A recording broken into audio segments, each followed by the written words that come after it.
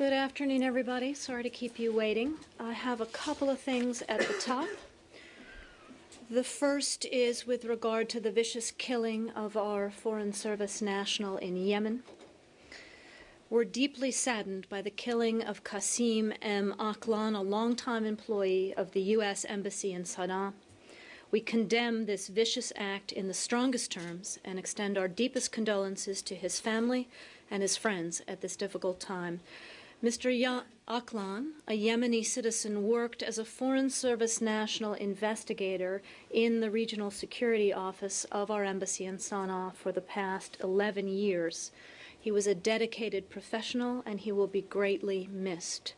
We're coordinating closely with the Yemeni authorities to investigate this attack and to help bring those responsible to justice. Second unrelated issue. As I think we may have put out earlier today, Deputy Secretary Burns will travel to Japan, Korea, China, Burma, and India, leaving Washington tomorrow. In Tokyo, on the 14th and 15th, he will meet with Foreign Minister Gemba, Defense Minister Morimoto, and other senior officials on the full range of U.S.-Japan issues. In Seoul, he will meet with senior South Korean officials and participate. He's actually going to lead the U.S.-ROK strategic dialogue. He'll then go to Beijing for meetings with senior government officials there. And he will arrive in Naypyidaw on October 17th, where he'll meet President Thein Sein, members of his government, and he'll also meet with Aung San Suu Kyi. And then he will finish his trip in Delhi, arriving on October 18th to meet with senior Indian officials. He'll be home on the 20th.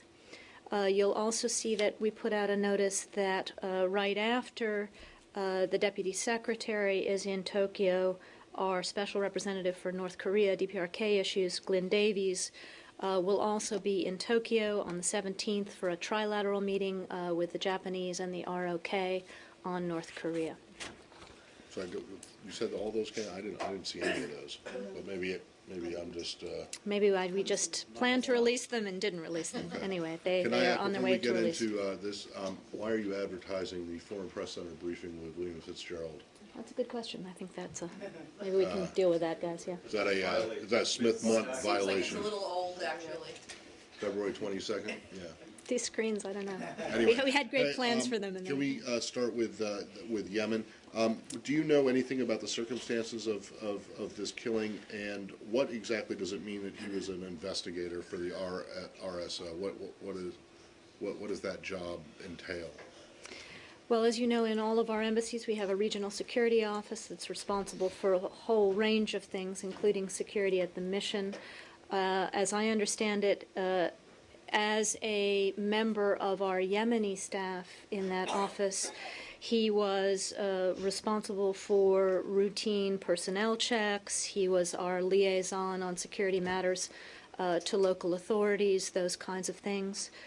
He was not in the embassy at the time of his killing. He was off duty. I think it was already the weekend had begun.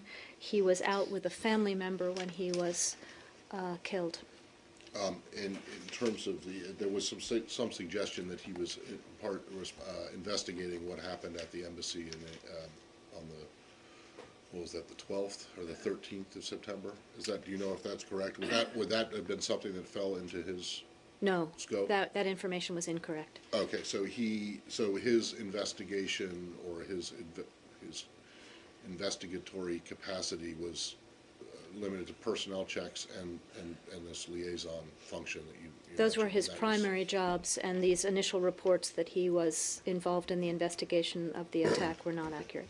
Just to make sure, there was an initial report that he headed up that team. Then later it said he was a member of the team, but you're saying he wasn't involved in that investigation at all?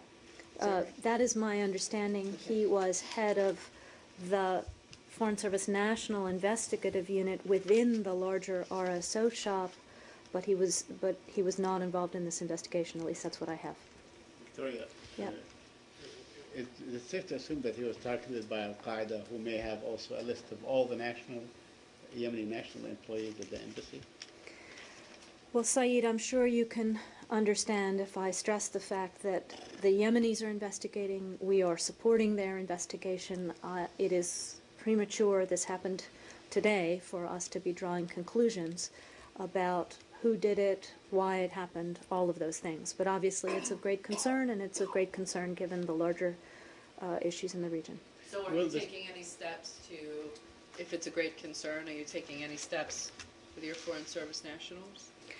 Well, there was obviously an emergency action committee meeting at that embassy today, as we always do. They are looking at our security posture. They are taking the necessary steps, but I'm not going to get into the details of those today. Do you know there's been any threats made against this gentleman or any of the other foreign nationals that are working for you in Yemen? I really don't have any additional information. Presumably all of that will be reviewed in the context of the investigation. Could you spell his name, please? Yep. Qasim, Qassim, middle initial M, Aklan, Aklan. Thank you. Change subject. Margaret, did you have something on this still? One more. Yeah. Is the fact that today's the 1 month anniversary of the attack in Benghazi viewed as in any way significant symbolically by the State Department, given that this was an attack on a U.S. employee? I just have to say, honestly, right now, Margaret, we just don't know. We have to investigate this. Does that mean that you don't know if he was targeted because he was an employee? This could have been, as far as you know, this could have been just a random act of crime, criminality?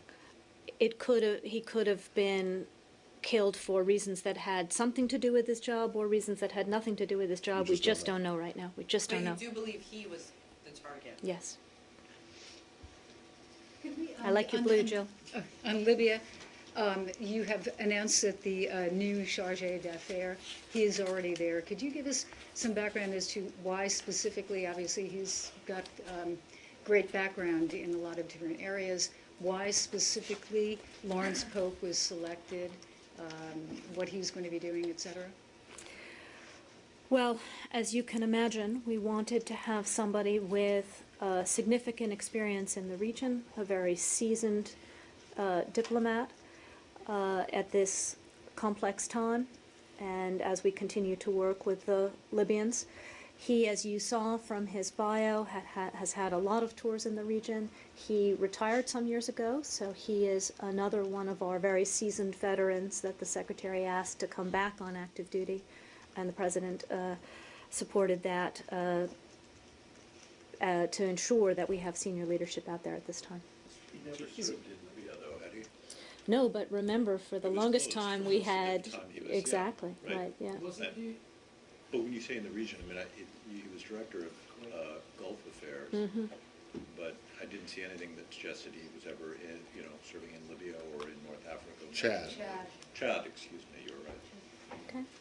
Is he the one? He was chargé in Lebanon in the 80s. I have to tell you, I should have, but I did not bring his bio down here with me, but I will check on that, Samir. We have a shortage of young foreign service officers that maybe bilingual and quite effective. I would say, on the contrary, given the great change and the huge relationships that we have with these countries of North Africa and the Middle East, our younger folks are more and more gravitating to want to serve in that area, to take Arabic, to learn the languages. But as you know, at the senior level, and particularly in a complex time, you need that seasoned leadership. Please.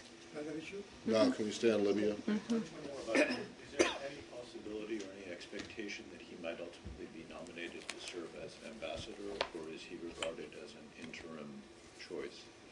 Well, he's the chargé at the moment with regard to any White House plans to nominate a successor to Ambassador Stevens. I'm going to send you to the White House. Did he agree to go for a specific period, or because I mean, some of the people that the Secretary sent, for instance, have said, "I'll go for a year," or.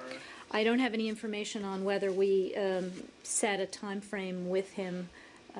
Generally, one signs up for these things for a year, and then we see where we are. But again, we are, as I think Saeed said, a month out from the tragic loss of Ambassador Stevens, so we have to look at the longer-term Wait a question minute, there. when you say one signs up for these things for a year, you mean when a retired person When you comes- do some sort of an comes out? Isn't interim, it even less than a year? Well, again, it goes to the question of whether the White House has an intention to nominate a successor and when. This is State Department Diplomacy 101, but as Sharjah and in a region that's obviously been traumatised by various events, Right. could you please explain to us what you feel Ambassador Pope's role is going to be and how he'll be working with the Libyan government? As with any chargé d'affaires in the absence of an ambassador, he leads the mission staff. He is the senior American in country, conducting relations with the government of Libya, reaching out to civil society, responsible for ensuring that our various programs with the government of Libya are operating. He obviously has all of the responsibilities that any chief of mission anywhere around the world would have. Do you see, it might be a more complicated or complex role that he has, though, given the situation that he's going into? Well, again, chief of mission authority is essentially the same in operational span of control anywhere in the world, but every relationship is different. It's at a different stage in every country. The programmatics in terms of what we're doing together with support of one kind or another are different in every country. So. And has there been any reaction from the Libyan side as to about his appointment? Have they welcomed it, or? My understanding is that he's had a warm welcome from the Libyan side. They understand his seniority and his deep background. in this issue. What was that like? Frankly, that's a good question, whether you give don't need- agrément you don't on need a agrément if chargé-ship, you're- no. Can I don't want to raise old wounds, but do you But know? you're going to. Well, no, I'm not going to raise the wounds themselves, but do you know if Congress, or the Senate in specific, was informed about the decision to send him, given his somewhat problematic history in getting confirmed when he was appointed, when he was nominated to be the ambassador to Kuwait by President Clinton? Well, as you know, in chargé status, you I'm are not very well constitutionally aware of, yeah, I know. required to have But special since he consent. had a problem getting confirmed, in fact, wasn't confirmed for the Kuwait post, I'm wondering if anyone in this building thought that it might be appropriate. Now, granted, Senator Helms is long gone, but and Danielle Pletka is no longer a congressional aide, but do you know if there was any discussion with the Senate about sending him out there? I don't know the answer to the question. I am happy to take it for you, Matt. Please. Could you tell us when Ambassador Pope actually arrived in Libya, and will part of his brief be to assess the situation about any eventual reopening of a mission in Benghazi? He arrived very late last night, Libya time, is my understanding. We, as Ambassador and Undersecretary Kennedy said yesterday, we haven't made any decisions with regard to the future of Benghazi. We're just going to have to see how the situation evolves. Still on Libya? Yes. Yeah. As a follow-up to the hearing yesterday. Can you tell me who you are? Mike Levine with Fox. Every time I turn around, I've got a new Foxy in the pool here. Gonna have to talk to I'm them here about that. today. Yeah. Follow-up to yesterday, on the conference call on Tuesday night, briefer said that an agent at the top instantly saw dozens of armed men flooding into the compound, that that the agent instantly yelled attack, and that the agent immediately notified Washington of what was going on. On the same call, one of the senior officials said it was, quote, not our conclusion that in the first several days this was prompted by the anti-Islam video. So how is it that Ambassador Rice came to such a different conclusion when she was on the Sunday show?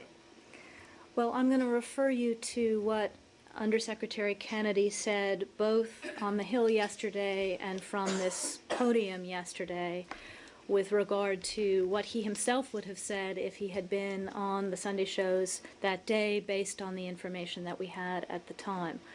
I think there's a conflating of issues here. When Deputy Assistant Secretary Lamb was testifying, she was speaking about the events from the moment that the alarm was sounded going forward.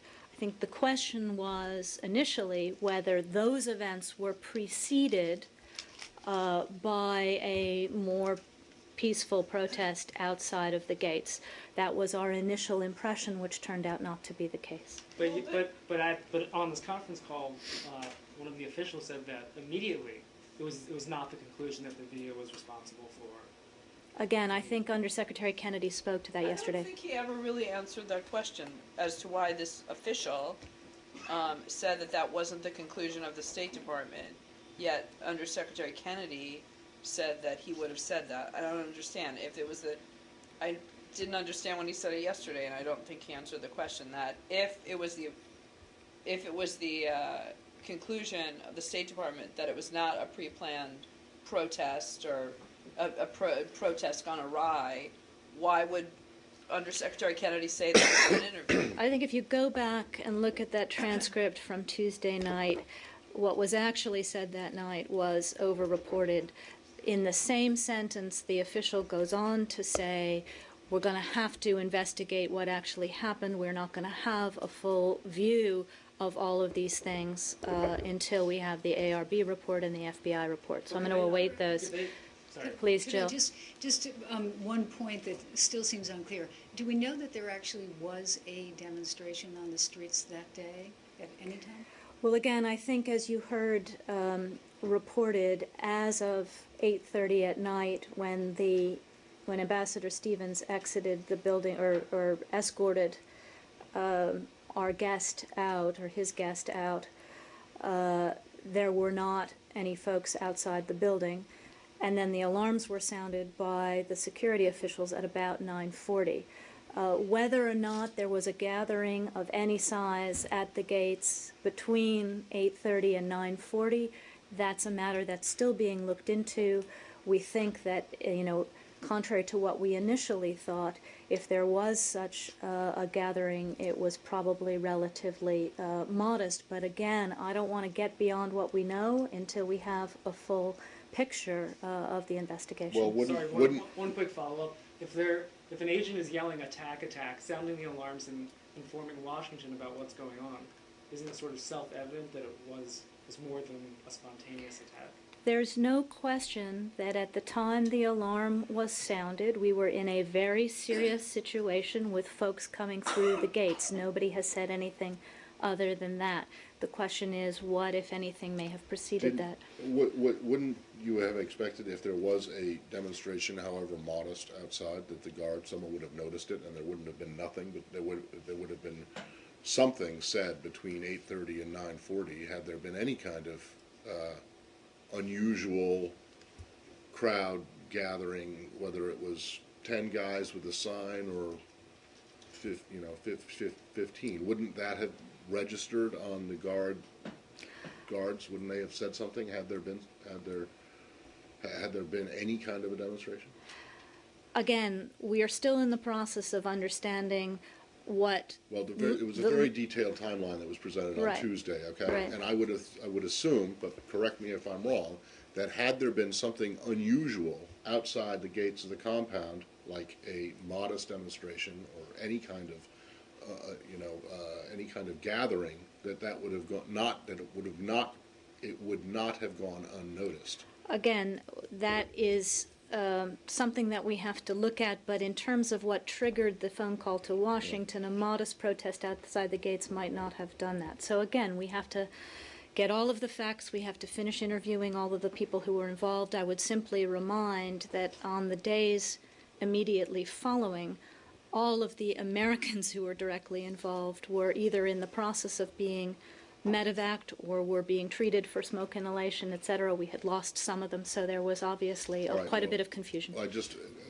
have another question after this, but you just raised something else. I mean, are you saying that, given what had happened in Cairo earlier in the day, that if there had been even 15 or 20 guys outside the embassy carrying signs or yelling, but not with weapons or anything, that wouldn't have been, given what had happened in Cairo already, that might not have been something that would be reported back to Washington? It seems to me that again, we're talking about what caused the alarm to be sounded at 9:40. No, I'm talking about what happened in between, if anything happened in between 8:30 when the Turkish diplomat left and 9:40 when that official said there was nothing outside. Exactly, that's right. But I don't understand why you're still holding out the possibility that there might have been something, however modest, when it seems to me that it would have been reported because of what had happened in Cairo earlier. Even something modest would have been cause for at least someone to note it. Again, between 8:30 and 9:40, there might not have been a call to Washington. As that official said, we don't now believe that there Right. was anything, And but then we just the don't. other thing in I'm terms trying to of- explain how this might have gotten Okay. confused at the time. In terms of what the official said on the call, Yeah. in fact, he said that there was, that was not the conclusion, and then he said, I'm not saying that there was a conclusion. Right. So, if there was, and yet, Undersecretary Kennedy said that in his conversations with people on the Hill the next day, or the next day, or the 12th or the 13th, that his personal opinion was that it was, a premeditated or it was a coordinated terrorist attack. And I guess I'm just, does the State Department defer to DNI if DNI comes out and tells you that something that is demonstrably at odds with what witnesses on the ground had to say about it? Look, I'm not going to parse this 17 ways from this podium. What I am going to say is, obviously, when one goes out and tries to represent what the totality of what we know, the intelligence community plays a large role in that, and they had given an assessment to the entire government, which was the basis on which Ambassador Rice spoke on Sunday. They themselves have talked very explicitly about how their assessment has evolved over time. Right, you and never- yet Undersecretary Kennedy and other people in this building knew or felt, in their own opinion, that was not correct. I'm not going to get into the personal feelings of anybody. I'm simply going to say that in making public statements, one depends on the totality of what the administration But you knows. didn't.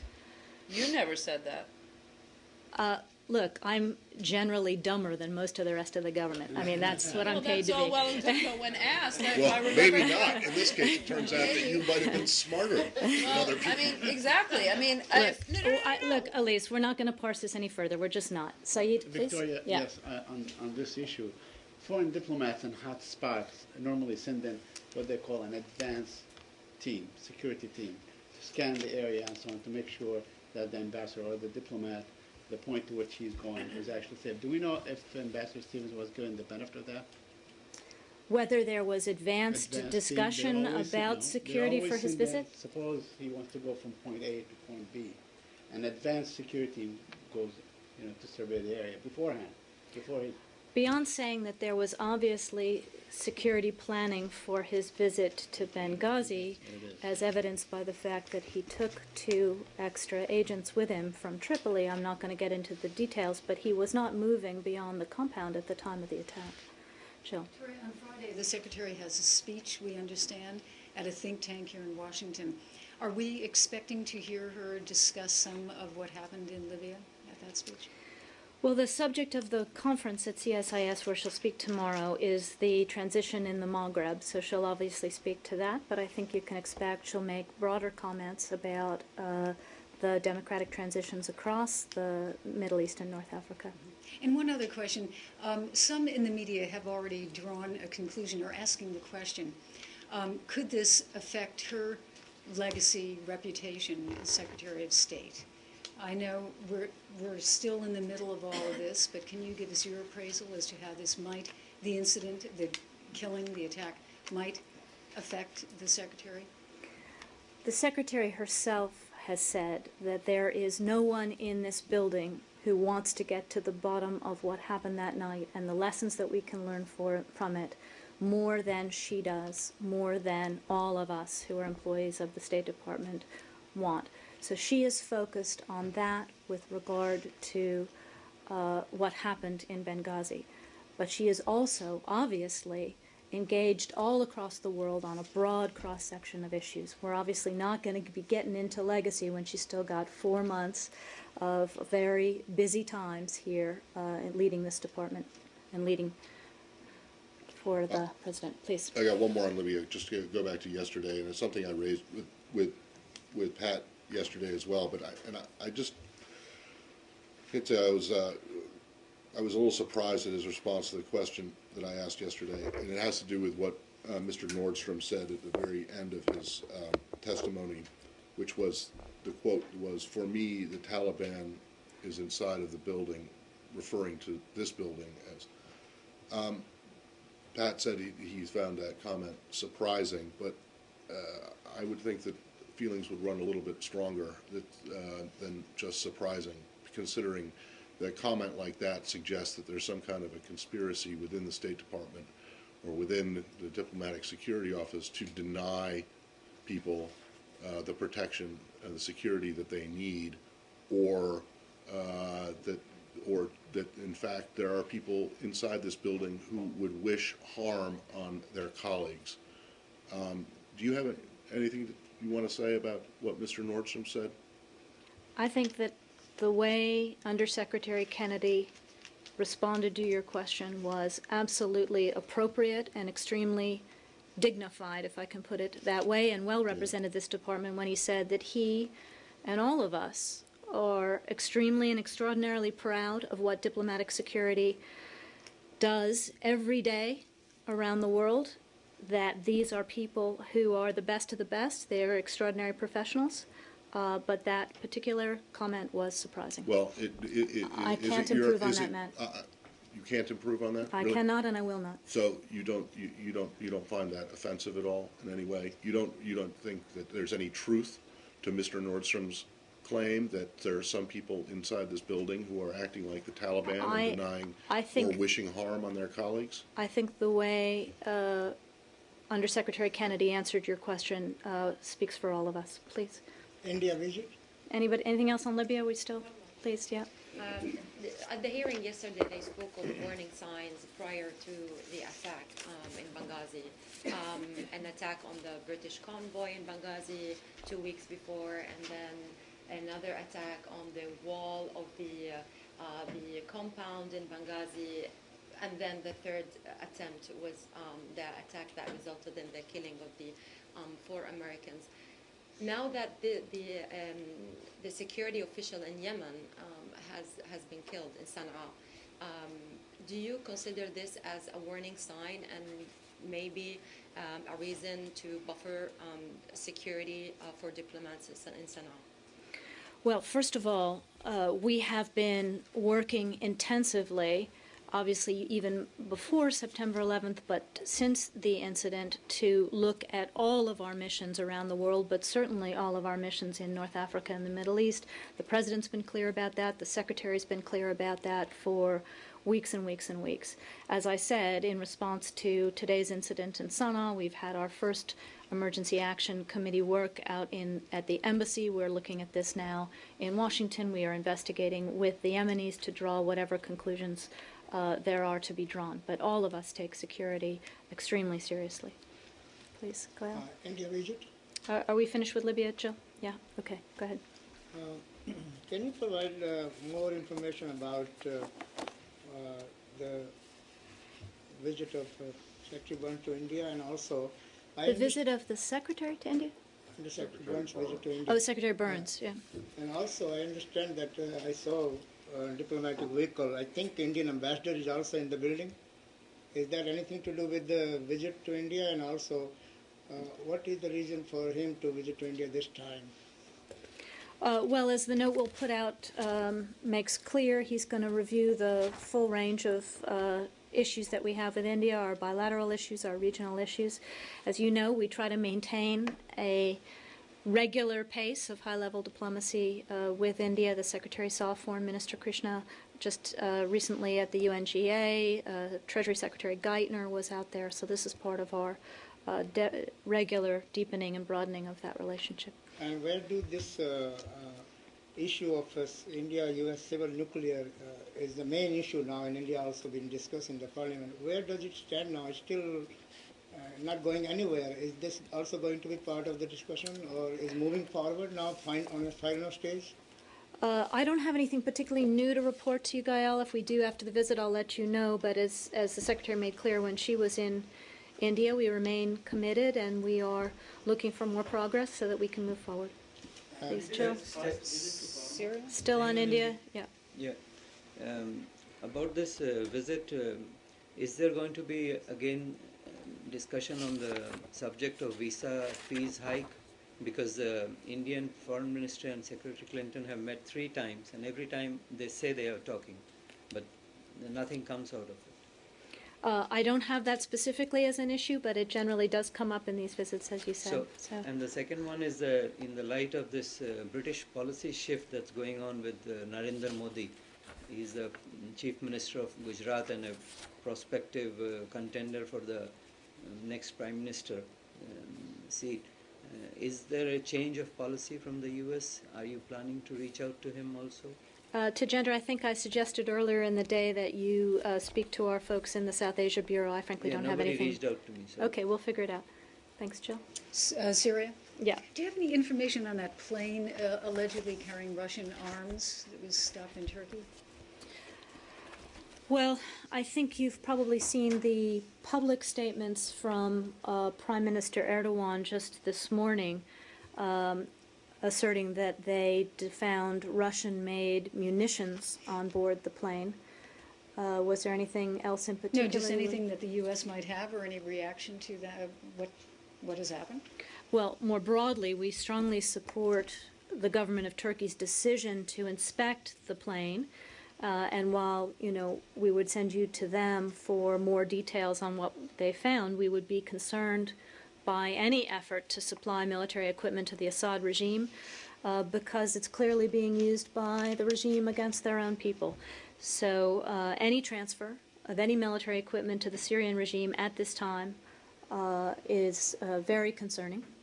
And we look forward to hearing more from the Turkish side when they get to the bottom of what they found.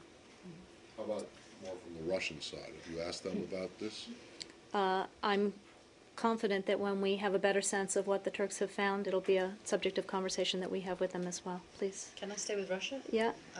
There was a report yesterday by Kommersant newspaper that the Russian government is planning to halt the provisions for nuclear disarmament made under the non-Lugar bill. Could you explain what your understanding of what's going on is, please?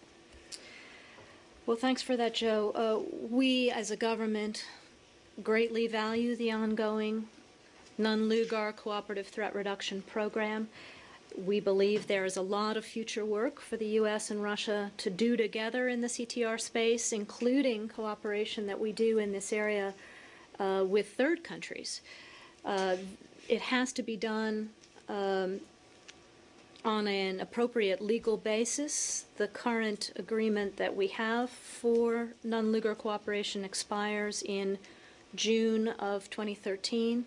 So in anticipation of that, we began talking to the Russian side back in July of this year about updating that agreement. And we are continuing to have those conversations. I think you probably saw statements out of the Russian Foreign Ministry yesterday clarifying that we are still in talks, in fact, and making clear that this is distinct and separate from the Russian decision to stop the AID program, which was different. So they haven't told you you are still in talks, they haven't told you that they're going to stop it? We are still in talks. Joe's question was also they haven't told you that they're going to stop this. Your talks could be they're telling you we're pulling the plug, and you're saying no, please don't. They have told us that they want revisions to the previous agreement. We are prepared to work with them on those revisions, and we want to have conversations about it. Just for background, under the CTR program, which, as you know, has been ongoing for many years, at least 10 years, if not 20, we have implemented security upgrades at Russia's own nuclear storage sites. We've deactivated more than 7,500 nuclear warheads. We've neutralized chemical weapons. We've safeguarded fissile materials. We've converted weapons facilities into peaceful use facilities. and we've mitigated biological threats. So this is a program that has paid dividends for the Russian people, for the American people. It's paid dividends globally, and we hope to be able to continue it. What changes do they want? Yeah, I'm not going to get you in the middle of the negotiating room, and I would refer you to them for that, but we want to keep talking about it, and we want to solve it. Like you want to keep talking to them about missile defense? Of course. We've said that. And Jill? Just on that point, the Russians say it's a new world now. They're not a poor nation, going through chaos. They're a relatively rich nation. They can pay for it. They also don't want a lot of interference. I mean, is there any legitimate view that they have that maybe programs like this are not needed anymore? Well, again, Jill, as I said, there are many aspects to this program. There's work in Russia, but there's also work that we do together in third countries, other former Soviet states.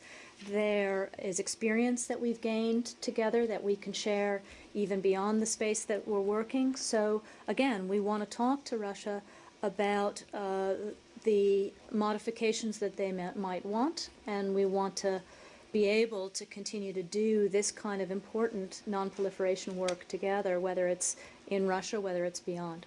When was the last time you talked to them about this? Yesterday. Can we go back to Syria for a second? Yeah. About this plane. Have you been able to talk to Turkish officials about this plane incident since yesterday? My understanding is that the embassy has been in touch with them, and we're expecting to be in touch from Washington. I think Ambassador Ricordoni's been in the last couple of hours, probably. There are some reports in Turkey that this intel about the plane was supplied by the U.S. Agencies. Would you be able to confirm that? Well, you can imagine that I never talk about intelligence, so I'm not going to talk about it in this case. Please. What was the legal basis to search this plane? I mean, there's no sanctions on Syria. There's nothing on international level that would, disallow transfer of weapons to Syria. Well, without being able to give you a full legal analysis here, the aircraft asked for permission to transit Turkish airspace, so it was granted with the caveat that it come down for inspection, is my understanding. On Syria, Turkey again, Secretary of Defense Panetel just yesterday or the other day was talking about the danger about the escalation between Turkey and Syria because of threat of fires.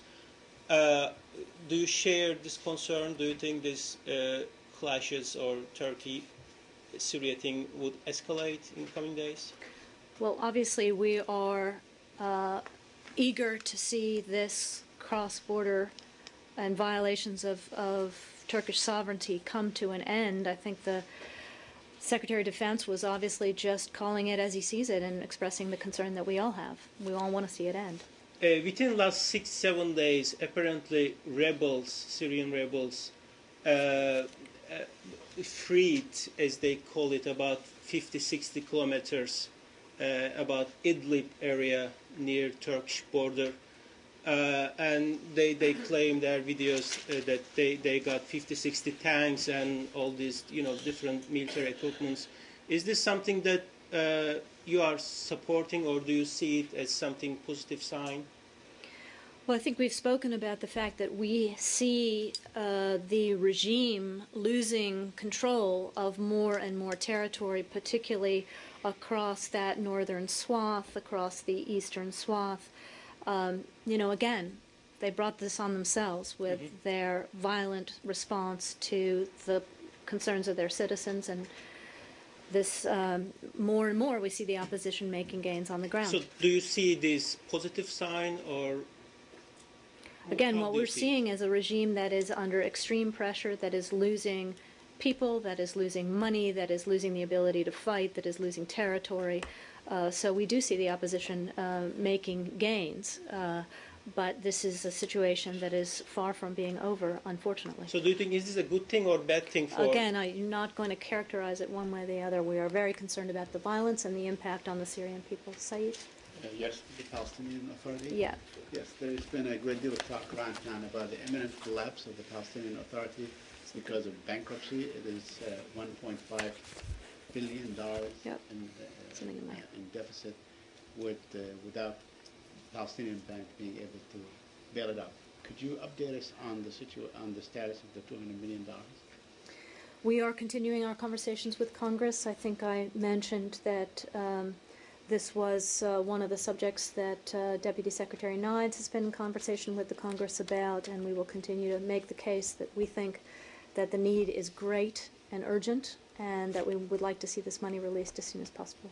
Okay, also, the Palestinian President Mahmoud Abbas said that if they are recognized as a state with an observer status in the General Assembly, then they will go to direct negotiations. Is that a notion that you might support? That is not the appropriate sequence of events from our perspective, as you know. We believe that only through direct talks are things going to get settled. And lastly, could you share with us any kind of current activities for Mr. Hale? He was to have been on travel to the region in the next couple of weeks. Let me take that, Saeed, and check on his plans. Please, can you tell me who you are? Canadian Broadcasting Corporation. My name is Keith Bogue.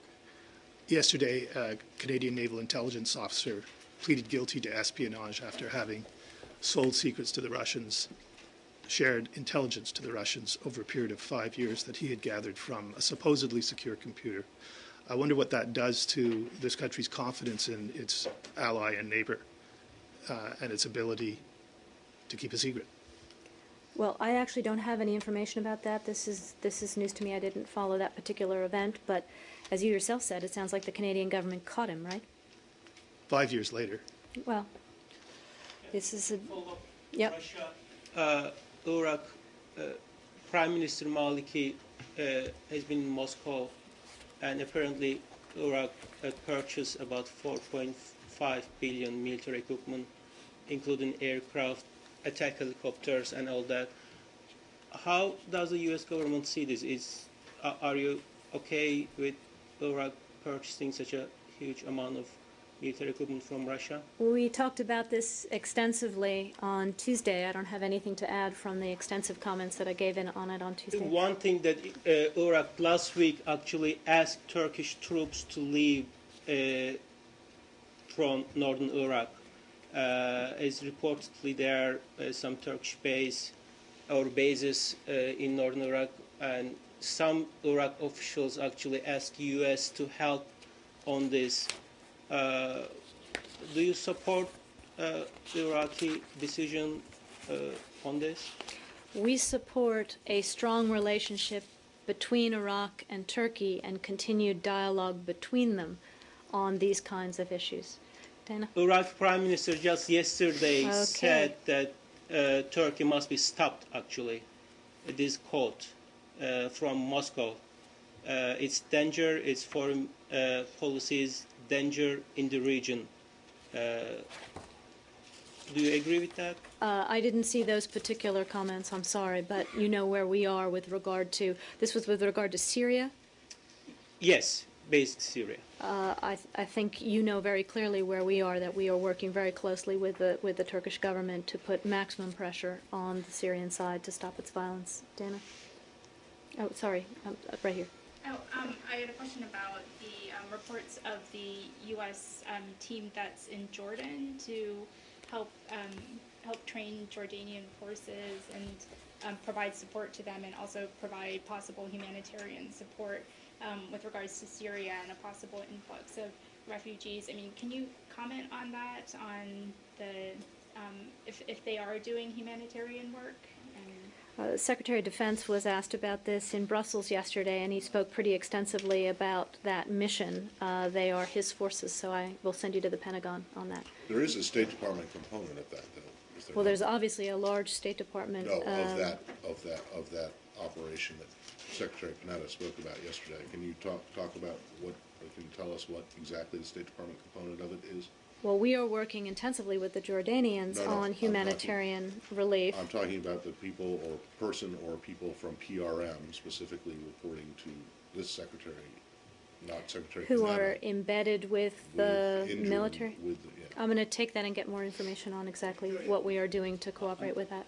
These forces, the 150 Right. American soldiers, will they be under the direct control of the Pentagon, or would the embassy, as this protocol call for, under whose authority are they? It sounds like it is a training and support mission, which would make it a Pentagon effort directly with the Jordanian military. But if that is not correct, Saeed, I'll get back to you. Yeah, Joe? Pakistan? Yep. And the case of the young girl Malala. Yep. Yesterday I saw that the President had suggested that if help was needed from the Americans, that the America would actually be forthcoming in providing transport or medical help. Can you tell us if there have been any, since that, if there have been any conversations with Malala's doctors and her family about this? Well, our offer is on the table for the Pakistani side if they need it. The President and Jay Carney were pretty explicit about what we have proposed and offered, but my understanding is that the Pakistanis have not come back to us with any specific requests. Let's follow. Yep. This murder of 13-year-old girl has become an international issue. My question is that if the Taliban and Al-Qaeda, they have claimed the responsibility, that means those elements are still there inside Pakistan, what the Pakistan government is doing. And second, U.S. has invested millions of dollars in education in Pakistan, and this girl was outspoken on education and girls' issues in the Pakistan. On the one hand, Pakistani military is going after the terrorists inside Pakistan. And on the other hand, now we have other side of the area, these elements are still there. So what Pakistanis are telling, or what are you asking them now after 11 years that the time has come to stop this, because innocent Pakistanis are the victims now? Well, Goyal, you know that we've talked about this many times from this podium. Secretary spoke about our efforts against terror with Pakistan when she saw Foreign Minister Carr here just a couple of weeks ago. We have an intense counterterrorism relationship. We would like to do even more together. We're continuing to try to work on these issues and encourage our Pakistani partners to do as much as they can against these issues, because Pakistanis are the greatest victims of terror inside their own country. Finally, are there any new steps to be taken by U.S. and Pakistan now after this incident? Well, obviously we're in contact with the Pakistani side in the wake of this incident, but I think it speaks to the work that we're trying to do to get all of these working groups that we had under our counterterrorism cooperation back up and running. As you know, we had the counter IED group, etc., and to continue to support each other and share intelligence, etc. Please. Thank you. I'd like to ask about Mr. Barnes' trip to Japan and South Korea and China. Is he going to discuss about territorial issues between Japan and China and South Korea, and also that violent statement by North Korea? Well, I'm sure that in both China and Japan, the territorial issues will come up. As you know, the Secretary talked to both the Japanese side and the Chinese side in Vancouver, and on our past Vancouver, Vladivostok, and on our trip to Asia, she met with both Foreign Minister Yang and in trilateral session with Korea and Japan when we were at the UN General Assembly. I'm sure those conversations will continue on Deputy Secretary Burns' trip. How about North Korea? On North Korea, obviously, we always talk about North Korea when we're in North Asia, and our efforts to try to get them to show some new movement and new commitment in the context of the proposals that the 6 parties have made. So I've just seen the announcement that came out on Burns' trip. Mm-hmm.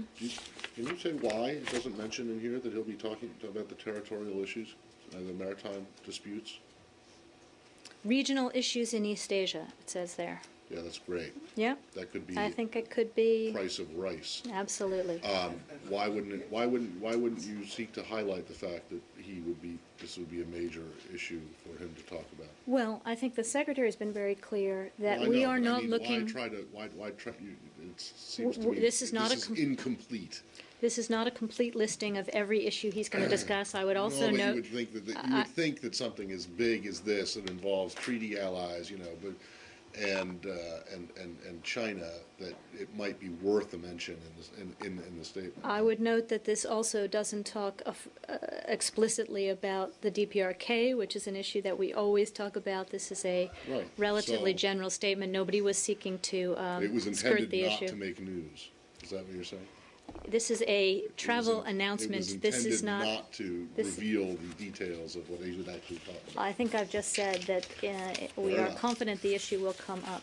Yeah, please. Quick one, just staying in the region. Yeah. Secretary Clinton hosted a meeting of the U.S. high-level team on China and Japan this morning. Do you have any readout from that? I don't. As you know, these were folks with a lot of experience in that part of the world, and I think she was interested in hearing their views on some of these tensions that we've seen in Northeast Asia, but I don't have a readout. And given that it was an American meeting, I don't think we will have a readout. Okay. Thanks very much.